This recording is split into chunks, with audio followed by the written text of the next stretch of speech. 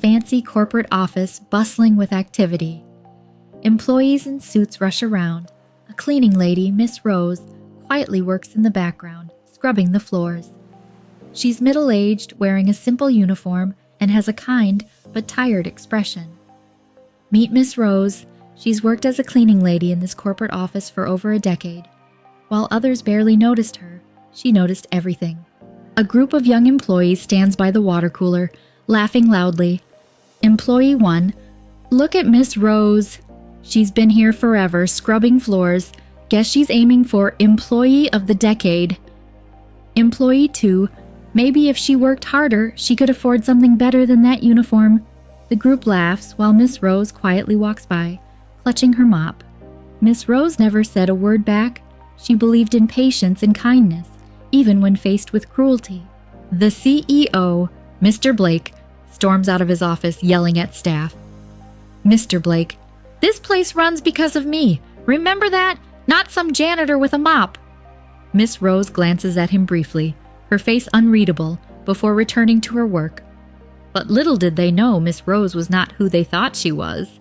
The camera zooms into Miss Rose's warm but confident eyes as she removes her cleaning gloves and walks into a private elevator, startling a few employees. She enters a grand conference room where top executives are waiting. Executive 1, shocked. "Miss Rose?" Miss Rose, smiling. "Actually, it's Rose Harris, majority shareholder and chairwoman of this company."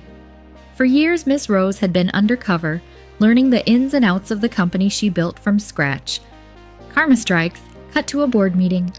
Mr. Blake sits nervously as Miss Rose reviews a document.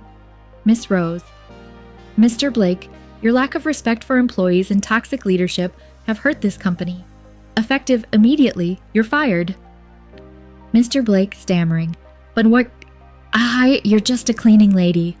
Miss Rose, firmly, "No, Mr. Blake, I'm a leader who values every employee, from the janitor to the CEO, and you're not one of them anymore." Miss Rose walks through the office. Employees now greet her respectfully. Miss Rose taught them all a powerful lesson: never judge someone by their position. Respect and kindness cost nothing, but their absence can cost you everything. The final shot shows Miss Rose smiling as she helps a junior janitor mop the floor, proving she never forgot her roots. True leaders uplift everyone. Karma has a way of finding those who don't.